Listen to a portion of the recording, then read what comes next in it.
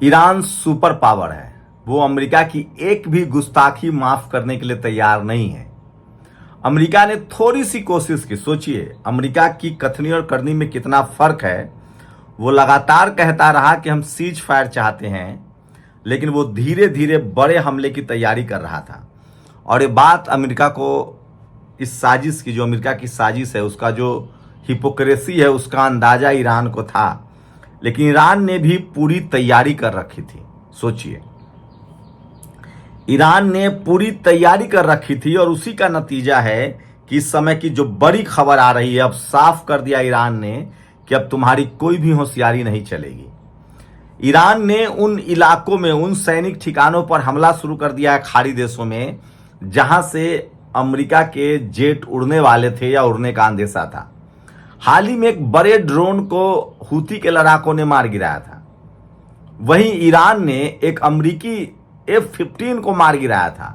तभी उसे अंदाजा हो गया था कि वो कोई बड़े हमले की तैयारी कर रहा है। उसके बाद जैसे ही पहले इनपुट मिल गया ईरान को कि अमेरिका तुम पर हमले की बड़ी तैयारी कर रहा है, और ईरान ने, सोचिए, एक साथ जो हमला किया वो सोचिए।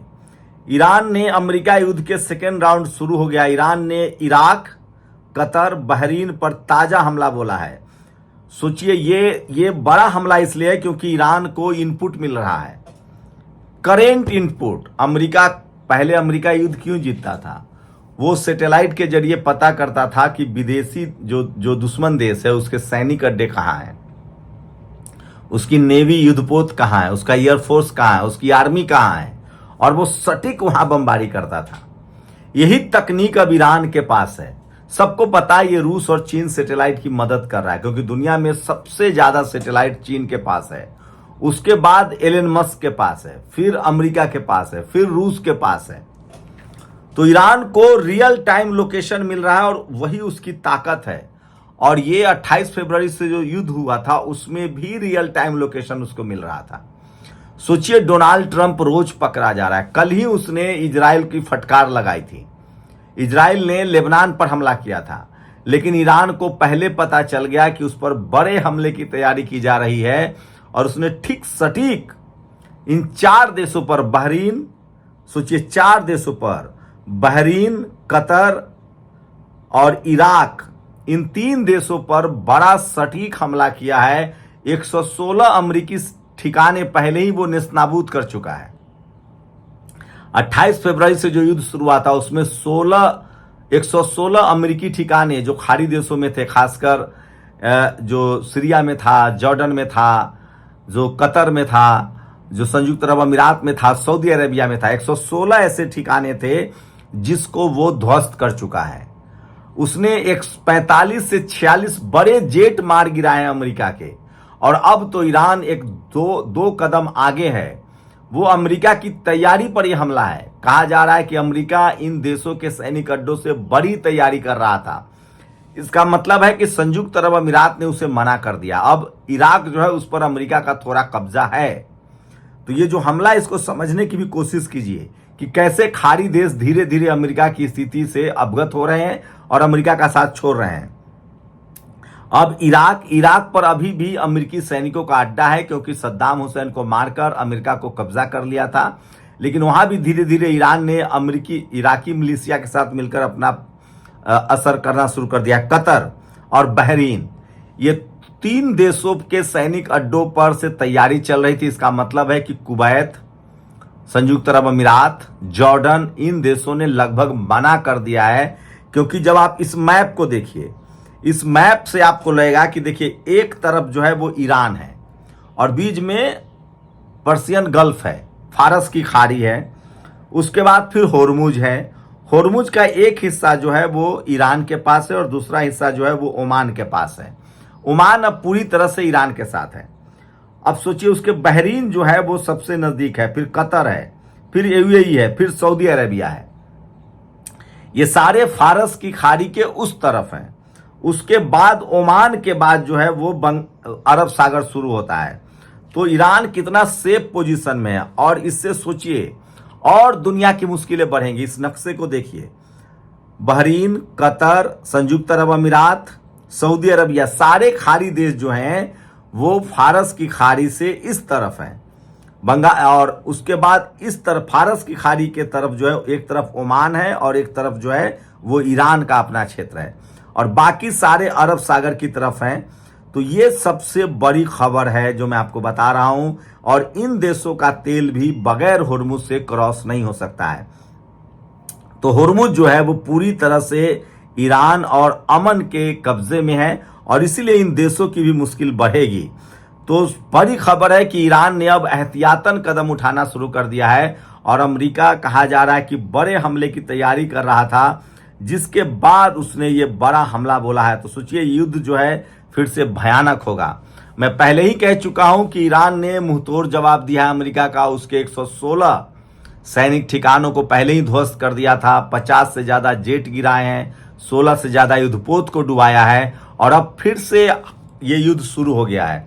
इसका इंपैक्ट पूरी दुनिया पर तो पड़ेगा ही, भारत पर क्या होगा वो समझिए। हमारे यहाँ तेल और गैस का बड़ा भंडार नहीं है अपना, जो था उस पर भी पिछले 10-12 सालों में काम नहीं हुआ।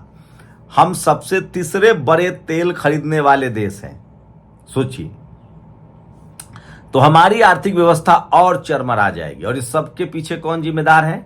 हुर्मुज खुला हुआ था, दुनिया भर में तेल और गैस की सप्लाई थी। तेल जो है, क्रूड ऑयल जो है वो सबसे निचले कीमत पर था, 35-40 डॉलर पर था।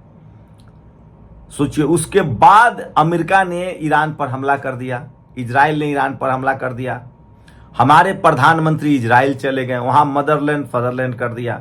इजराइल से हमें तेल और गैस मिलना नहीं है, तेल और गैस हमें खाड़ी देशों से मिलता था। अब तक दुनिया को लगता था कि चलो ईरान पर प्रतिबंध है, अमेरिका मजबूत देश है, चलो खाड़ी देशों से तेल तो मिल रहा है। अमेरिका की कोशिश थी कि ईरान के तेल को न बेचने दिया जाए दुनिया को, और ईरान जैसे जैसे कमजोर हो जाएगा उस पर कब्जा कर लिया जाए, क्योंकि वहां 40% तेल और गैस अकेले ईरान के पास है। पूरी दुनिया का काम चल रहा था, जो बाकी खाड़ी देश है, संयुक्त अरब अमीरात, जॉर्डन, सीरिया, कतर, इन तमाम देशों से, संयुक्त अरब अमीरात, ओमान, बहरीन से, ये देश गगनचुंबी इमारतें बना रहे थे तेल के पैसे से, क्योंकि ईरान को तेल बेचने नहीं दे रहे थे, बाकी ये लोग बेच रहे थे। अमेरिका को पेट्रो डॉलर कारोबार था, ये सारे तेल की खरीद फरोख्त जो है वो डॉलर में होती थी। अमेरिका का लालच बढ़ा, इजराइल ग्रेटर इजराइल बनाना चाहता था, वो लेबनान पर कब्जा चाहता है, यहीं से मामला बिगड़ा। लेकिन ईरान ने 45 साल में भयानक तैयारी कर रखी है।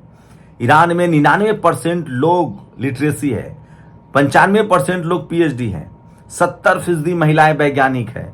उसने पिछले 45 साल में जो भी तेल बेचा चीन के साथ, उन सब का इन्वेस्टमेंट जो है उसने पढ़ाई पर किया, विज्ञान पर किया, और अपने देश को सुरक्षित किया। और आज उसकी हालत ये है, आज उसकी ताकत का अंदाजा आप इससे लगाइए कि वो चौथा सुपर पावर है। अमेरिका का कोई भी जेट, F-35, स्प्रिट 2 बम्बर, कोई भी उसके एयर स्पेस में सुरक्षित नहीं है। उसके बाद उसे चीन और रूस की मदद भी मिल रही है, ये उसके लिए सोने पर सुहागा है, सोचिए। लेकिन इसका बड़ा असर होगा, और डोनाल्ड ट्रंप ने पूरी दुनिया को फंसा दिया है, और डोनाल्ड ट्रंप को बेंजामिन नेतन्याहू ने फंसा रखा है। तो खासकर जो डेवलपिंग कंट्री है उनकी इकोनॉमी बर्बाद हो जाएगी, और दुनिया भर के देश इसी को भांप कर वो अमेरिका के खिलाफ हो गए हैं, और वो धीरे धीरे ईरान के साथ हैं। अभी लॉटरी लगी है, समझिए, चीन और पाकिस्तान की, दोनों देशों को ट्रेन से तेल मिल रहा है, ईरान से ट्रेन चल रहा है। खाड़ी देशों की इकोनॉमी भी डूब रही है। खाड़ी देशों को ईरान ने साफ कह दिया है कि जब मैं अमेरिका से नहीं डरा तो तुमसे क्या डरूंगा। और ईरान साफ कह रहा है कि अगर खाड़ी देशों से उस पर हमला हुआ या वहां अमेरिकी सैनिक अड्डे पर हलचल हुई तो मैं हमला करूंगा। और उसने साबित कर दिया, ईरान ने एक साथ दर्जनों देशों पर हमला किया है, और उसमें वो जीत हासिल कर चुका है। इजराइल की मुश्किलें और बढ़ेंगी, लेकिन सवाल है कि ये युद्ध जो है ये अमेरिका या इजराइल नहीं लड़ रहा है, ये युद्ध बेंजामिन नेतन्याहू और डोनाल्ड ट्रंप के सनकपन का नतीजा है। डोनाल्ड ट्रंप जो है उसका एप्स्टीन फाइल में नाम है, युद्ध जैसे ही खत्म होगा उसके खिलाफ जांच होगी, वो जेल जाएगा। बेंजामिन नेतन्याहू पर भ्रष्टाचार के बड़े बड़े आरोप हैं, 2 जजों की संदिग्ध मौत हो गई है। युद्ध जैसे ही रुकेगा उसको भी जेल जाना होगा, ये खुद ट्रंप ने कहा है। अमेरिका के लोग खुद सवाल पूछ रहे हैं। अमेरिका अभी भी कोशिश कर रहा है कि किसी तरह से होर्मुज पर कब्जा कर लिया जाए। ये होर्मुज को ईरान से कब्जे से मुक्त कराने की कोशिश थी, लेकिन होर्मुज ईरान का इलाका है।